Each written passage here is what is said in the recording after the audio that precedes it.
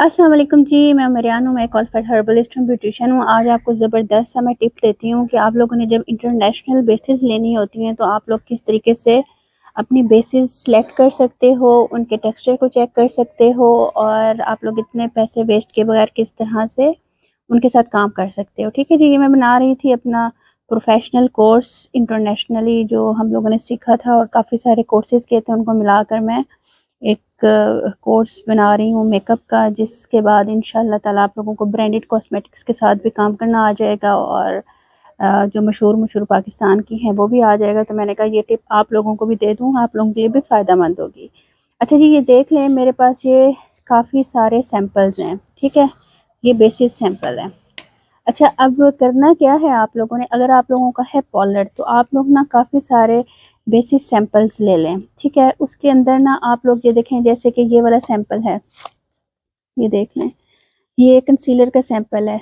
आप लोग इसको लगा के देखो कि इसका टेक्सचर कैसा है, क्रीज तो नहीं करता, केकी तो नहीं होता या बहुत ज़्यादा थिक तो नहीं है।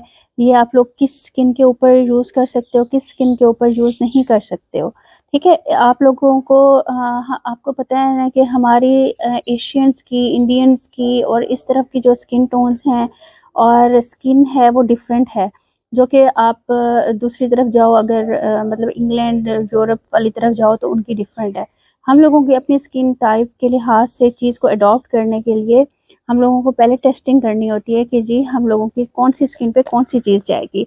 अब जैसे हम लोगों ने ये कंसीलर का आपको मैं कुछ दिखा रही हूँ, सारे नहीं दिखा रही, सिर्फ समझाने के लिए। ठीक है जी, इस तरह से आप ये देख लें। नार्स बहुत मशहूर है, आपको पता है, 8,500 9,000 की नार्स की बेस आती है। मैंने भी इनके वो शेड्स लिए हुए हैं जो ऑल स्किन टाइप्स पे जा सकते हैं। और फिर मैंने आपको पिगमेंट्स दिखाए थे जो हमें इंटरनेशनल क्लासेस में सिखाया था, पिगमेंट्स को मिला के फाउंडेशन कैसे बनाते हैं। तो वो वाले असल में यूज़ होती हैं चीज़ें, ये नहीं होता अंधाधुंध आप सारे ही। अगर नार्स आपको पसंद आई है, आपने नार्स के शेड लेने हैं तो आपने 10 शेड नार्स के ले लिए। ऐसा नहीं होता, कहीं पर भी नहीं होता, बड़े पॉलर्स में भी नहीं होता, इंटरनेशनली भी नहीं होता। ठीक है जी, कुछ शेड्स ऐसे होते हैं जो आप वार्म टोन के लिए ले लेते हो, कुछ कूल टोन के लिए एक ले लेते हो, या फिर आप न्यूट्रल के लिए ले लेते हो, जैसे वहाँ ऑलिव चलता है, आप ऑलिव के लिए ले लेते हो।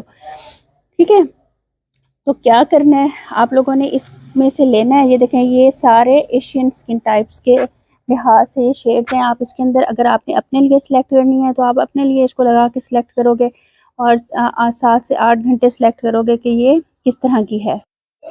अच्छा जी, इनकी ना ये लिखे हुए भी होते हैं, ये शेड्स भी आप देख लें, इस तरह से भी होते हैं। और दूसरा ये कि इधर भी शेड्स होते हैं जो इसके पॉपुलर शेड्स होते हैं, हम लोगों ने इधर से सिलेक्ट भी कर सकते हैं, क्योंकि आपको पता है मोबाइल के ऊपर इतना अच्छा नज़र नहीं आता जब हम लोग स्वेचेस वगैरह देखते हैं। इधर मतलब आप लोग जब लगा के देखते हो आपको पता चल जाता है कि ये ऑक्सीडाइज होती है नहीं होती। ये ऑयली स्किन के लिए है, ड्राई स्किन के लिए है, या देखिए, कहने से कहना और बात है, खुद यूज़ करना और बात है। अब मैं आपको एक बात बताऊँ, नेस्ले मैंने ना काफ़ी सुना कि ये मिस रोज़ की जो मैट फाउंडेशन है वो मैट है, वो बिल्कुल मैट कर देती है और ऑयल कंट्रोल है, सब कुछ है।